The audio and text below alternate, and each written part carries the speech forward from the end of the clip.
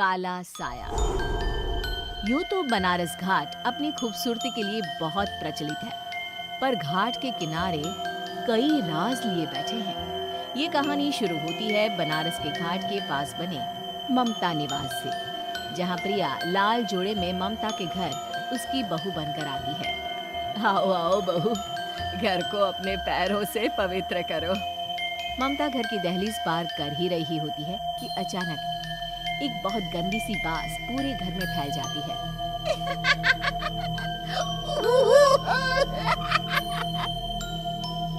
ये बदबू और ये आवाजें, ये कौन हंस रहा है माँ? अब ये पड़ोसी ना हमारे थोड़े अलग से है। कहाँ हम शाकाहारी और ये मांस मच्छी खाने वाले। छोड़, तू ध्यान मत दे और गृह प्रवेश कर।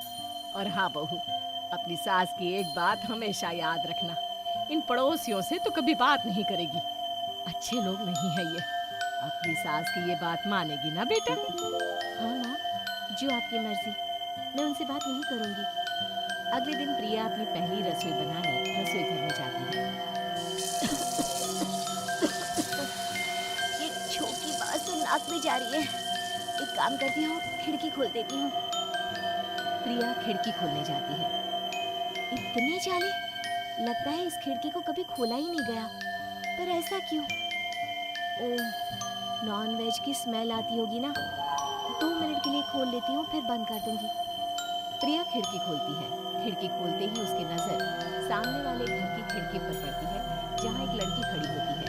हाथों में मेहंदी, लाल रंग की साड़ी, बिल्कुल सजी धजी, मानो प्रिया की तरह ही वो भी नई नवेली बहू हो। वो प्रिया को देखकर मुस्कुराती है। हे भगवान, माँ ने तो इनसे बात करने को मना किया था। प्रिया फौरन ही खिड़की बंद कर देती है और तवे पर चढ़े रोटी की ओर देखने लगती है, पर वहाँ रोटी न होकर मछली पड़ी होती है। ये क्या? पहली ही रसोई में इतनी बड़ी गलती! हे भगवान, अब मैं क्या करूं? प्रिया बहुत डर जाती है और फौरन रसोई की सफाई करने और फिर सभी के लिए खाना बनाने लग जाती है। जब वो सबको खाना परोसती है, सब तो ठीक है, मैं बेकार में चिंता कर रही थी। हे भगवान, ऐसे ही बस अपनी कृपा बनाए रखना। रात के वक्त जब सब सो रहे होते हैं, तब प्रिया को पायल की आवाज सुनाई देती है, जिससे उसकी आंख खुल जाती है।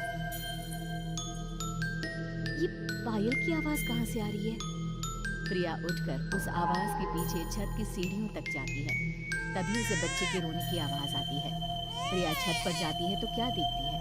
वही लाल साड़ी वाली लड़की अपनी गोद में एक नवजात बच्चे को घुमा घुमा कर सुला रही थी। तभी प्रिया की नजर उसके पेट पर पड़ती है। ओह गॉड, ये तो प्रेग्नेंट भी है। सुनिए, बच्चा सो नहीं रहा है क्या? मैं कुछ मदद करूं? नहीं नहीं, आपके घर वालों को अच्छा नहीं लगेगा, मैं संभाल लूंगी। स्नेहा की गोद से बच्चा हाथ मारकर प्रिया की गोद में आने को छटपटाने लगता है। दोनों घर अगल बगल में बने होने के कारण प्रिया उस बच्चे को गोद में ले लेती है। प्रिया के पास आते ही वो सो जाता है। बच्चे का वो स्पर्श रात भर प्रिया भूल नहीं पाती और अगली सुबह वो छत पर कपड़े सुखा रही होती है। तभी उसे एक औरत इशारा करके बुलाती है। स्नेहा कह रही थी बाबू तुम्हारी गोद में आते ही सो गया। मैं गौरी, स्नेहा की माँ हूँ। बहू, घर आना, बाबू को खिला भी लेना। शाम को जब घर पर कोई नहीं रहता, बच्चे से मिलने के लिए प्रिया छिपकर अपनी पड़ोसन के घर चली जाती है और कुछ देर बच्चे को खिलाकर वापस लौट आती है। इसके कुछ दिन बाद ही प्रिया को पता चलता है कि वो माँ बनने वाली है। ममता की खुशी का ठिकाना नहीं रहता। बाजी, पता नहीं क्यों उल्टी आ रही है। प्रिया भागती हुई वॉशरूम में जाती है तो हरे और लाल रंग की उल्टी करती है। उस उल्टी में से कीड़े निकलते हैं। ये क्या? खून और ये कीड़े! माँ! माँ! प्रिया की आवाज सुनकर ममता दौड़ कर आती है, पर बेसिन में कुछ नहीं होता। प्रिया हक्की बक्की रह जाती है। ये सब क्या हो रहा है? प्रिया घबरा जाती है और अपने कमरे में जाकर सो जाती है। डर के कारण वो इतनी थक जाती है कि उसकी आंख लग जाती है। तब उसे ऐसा लगता है उसके पेट पर मानो कोई बैठा हुआ हो। कौन हो? प्रिया के पेट पर एक 5 महीने की बच्ची बैठी हुई थी, जो बुरी तरह जली हुई थी। माँ, तुम ही मुझे चिल्लाई ना अपने पेट में। मैं तुम्हारी माँ नहीं हूँ। कौन हो तुम? माँ, देखो मैं जल गई बुरी तरह से।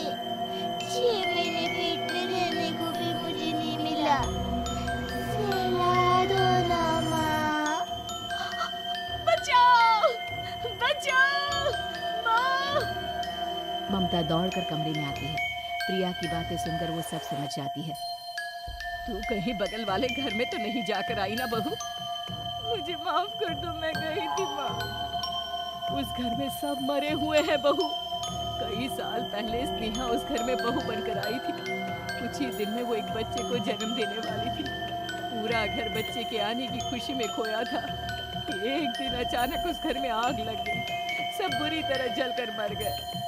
गौरी आज भी दादी बनने का इंतजार कर रही है और इसीलिए स्नेहा ने अपना अजन्मा बच्चा तुम्हारी कोख में डाल दिया।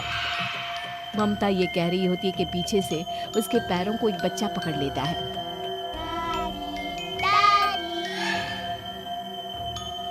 माँ, स्नेहा की गोद में यही बच्चा था। ये बच्चा कौन है फिर? तेरी मौत है। तेरी भी दादी। जिस चीज का ममता को डर था वही हो गया। ममता निवास के ऊपर मौत ने चादर बिछा दी थी। प्रिया का पेट ऐसे बढ़ जाता है मानो 9 महीने का हो। 2 हाथ उसके पेट से बाहर निकलते हैं। बहू, संतोष को फोन कर, किसी पंडित जी को बुला बहू। प्रिया का पति भागता हुआ घर आता है। ये तो होना ही था माँ। तेरा पाप तेरे सामने आ गया तो तू सह नहीं पा रही है।